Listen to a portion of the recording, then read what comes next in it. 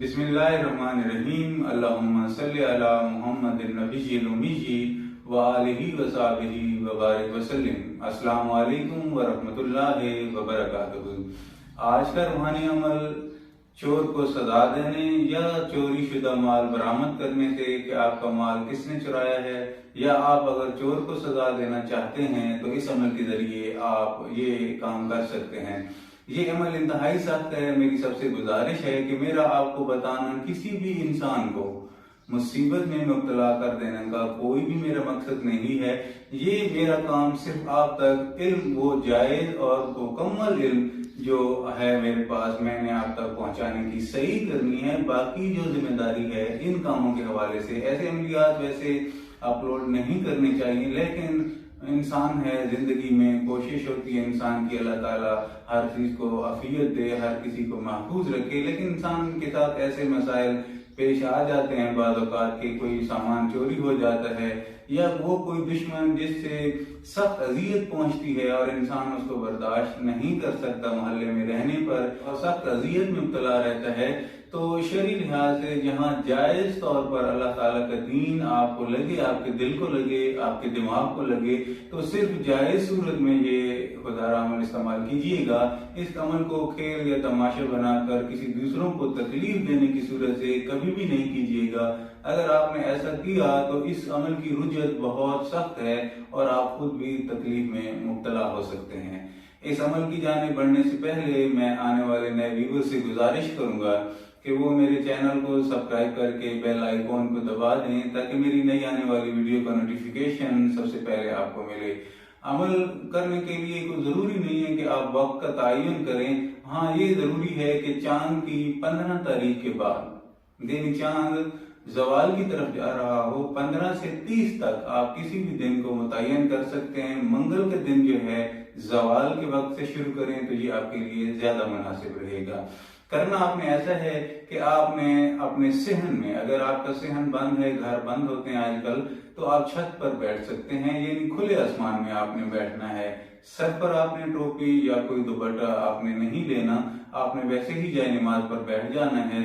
अल्लाह ताला को हाजिर नाजिर जानकर आपने बावुजू बैठना है, खुशबू का ज्यादा इस्तेमाल करना है और सूरह लहब आपने इस अमल के दौरान एक ये बात ज़हन नशीन कर लें कि हर अमल में बिस्मिल्लाहिर्रहमानिर्रहीम और दरूद शरीफ जो है वो लाज़िम मलज़ूम है कि दुआ की कबूलियत के लिए दरूद शरीफ बहुत लाजिम है। जिस दुआ में दरूद शरीफ अव्वल आखिर नहीं पढ़ा जाता तो वो दुआ जमीन और आसमान के दरमियान मुअल्लिक रहती है, लटकी रहती है, यानी अल्लाह ताला के हुजूर तक नहीं पहुंच पाती।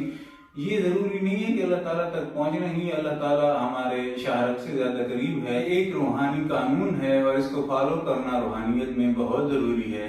जैसे आप जमीन पर रहते हैं और जमीन के कवानीन की पासदारी करना आप पर फर्ज ऐन है कि आप उस कानून को फॉलो करें जिस मुल्क में आप रहते हैं। तो अगर आप रूहानियत की दुनिया में जाना चाहते हैं तो रूहानियत की दुनिया में जो भी कानून होगा आपको उसको फॉलो करना होगा। बगैर फॉलो किए आप कामयाबी से कभी भी हमकरार नहीं हो सकते। तो इसलिए आपने ये ज़हन नशीन कर लेना है कि हर अमल में बिस्मिल्लाहिर्रहमानिर्रहीम और दरूद शरीफ लाज़िम मलज़ूम है, लेकिन ऐसे अमाल जिसमें चोरी के मामलात हों या दुश्मन को सख्त सजा देने के मामलात हो तो उसमें दरूद शरीफ और बिस्मिल्लाहिर्रहमानिर्रहीम नहीं पढ़ा जाता। ये एक रूहानी नुक्ता है जिसे आमलीन नजरात महफूज रखते हैं अपने सीनों में, अपनी औलादों को बताते हैं और आम लोगों में इसका फहम नहीं दिया जाता। मेरा मकसद आप तक सही इल्म पहुंचाना है। बाकी हर इंसान की अपनी नीयत है कि वो अल्लाह ताला के हजूर खुद पेश होगा और उस अमल का जो भी वो इस दुनिया में करेगा खुद ही जवाबदेह होगा। तो बिस्मिल्लाहिर्रहमानिर्रहीम और दरूद शरीफ ना पढ़ने की बेसिक वजह ये है कि आप दुश्मन को सख्त अजियत देना चाह रहे हैं या चोर को सख्त अजियत देना चाह रहे हैं, तो बिस्मिल्लाहिर्रहमानिर्रहीम जो है वो रहमान और रहीम की सिफ्त के साथ अल्लाह ताला वहाँ मौजूद है। दरूद शरीफ भी रहमत है और फरिश्ते नाजिल होते हैं और रहमत बरसती है। आपने कुरान शरीफ में एक सूरत है उसमें बिस्मिल्लाहिर्रहमानिर्रहीम अल्लाह ताला ने तहरीर नहीं फरमाया। उसकी भी लॉजिक ये है कि उसके नीचे अल्लाह ताला सख्त तंबीह कर रहा है یا جھڑک رہا ہے ان گناہگاروں کو، تو جہاں جھڑک ہوتی ہے یا سختی کی جاتی ہے پھر وہاں اللہ تعالیٰ رحمان اور رحیم کی صفت کے ساتھ کسی بھی صورت نہیں آ سکتے تھے، اس لیے اللہ تعالیٰ نے اس صورت میں سے بسم اللہ الرحمن الرحیم حذف فرما دیا۔ تو اسی طریقے سے آپ نے اسی قانون کو روحانی کو فالو کرتے ہوئے اس عمل میں یا ایسے کوئی بھی عمل آپ کریں گے تو بسم اللہ الرحمن الرحیم اور درود شریف جو ہے آپ نے قطعی نہیں پڑھنا، یہ آپ ذہن نشین کر لیں۔ عام طریقے سے آپ بیٹھ جائیں، سر آپ کا کھلا ہوگا، دشمن کی سامنے تصویر رکھیں، یا اگر آپ کا چور آپ کو معلوم نہیں ہے یا چوری شدہ سامان تو آپ کو یقیناً معلوم ہوگا کہ میری فلاں چیز چوری ہو گئی ہے، تو آپ نے اس صورت کو تبت یدا ابی لہب آپ نے شروع کر دینا ہے۔ ایسے ہی صورت کی پہلی آیت ختم ہوگی، طلائی زیور ہیں یا نقد آپ کے پیسے ہیں، جتنی بھی تعداد ہے اس کی آپ نے لینی ہے کہ وہ سامان مجھے مل جائے۔ پھر آپ نے دوسری آیت پڑھنی ہے، دوسری آیت جیسے ختم ہوگی آپ نے اپنے چوری شدہ مال کا نام لینا ہے کہ مجھے واپس مل جائے۔ اسی طریقے سے آپ نے ہر آیت کے اختتام پر اپنے چوری شدہ مال کا نام لینا ہے اور واپسی کی اللہ تعالیٰ کے حضور درخواست کرنی ہے۔ آخر میں بھی آپ نے کوئی بسم اللہ الرحمن الرحیم یا درود شریف نہیں پڑھنا۔